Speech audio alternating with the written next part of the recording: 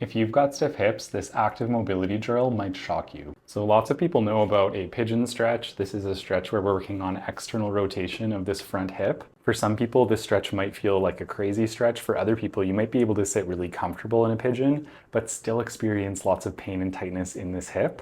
A pigeon stretch is an example of a passive flexibility kind of exercise, but it doesn't tell us a whole lot about the active mobility or the strength at your end range of your hip. So for an active mobility exercise, I want you to get down on the ground in a 90-90 position to start off with. It doesn't even have to be a 90-90 as long as this front leg is somewhere in front of you like this. From this position, I want you to see if you push your knee down to the ground, can you lift your foot up and off the ground? For most people, myself included, the answer is going to be no. And that's not necessarily the goal, but this is going to give us an idea of where our active versus our passive mobility is at. So to find where my active end range is, I'm going to lean myself over to the side as far as I need to, so that eventually I'm able to lift that foot off the ground a little bit. So you can do a little bit of a self-assessment. Some people are going to need to lay all the way down on their side in order to do this. If you can do it from a relatively upright position, then I want you to stay in that position for this next step.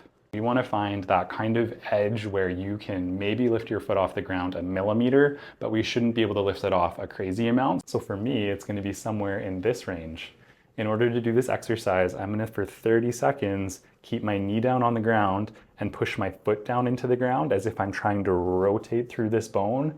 As I do that, I'm going to start off light and then gradually build up.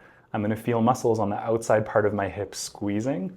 I want that squeeze because that's what's going to eventually start to build strength in those tissues. After those 30 seconds are up, I'm going to switch back to that original kind of test contraction we did. So pushing your knee down into the ground and trying to lift that foot up, seeing if I can get any more range of motion than I could when I first did that test. Once again, 30-second contraction.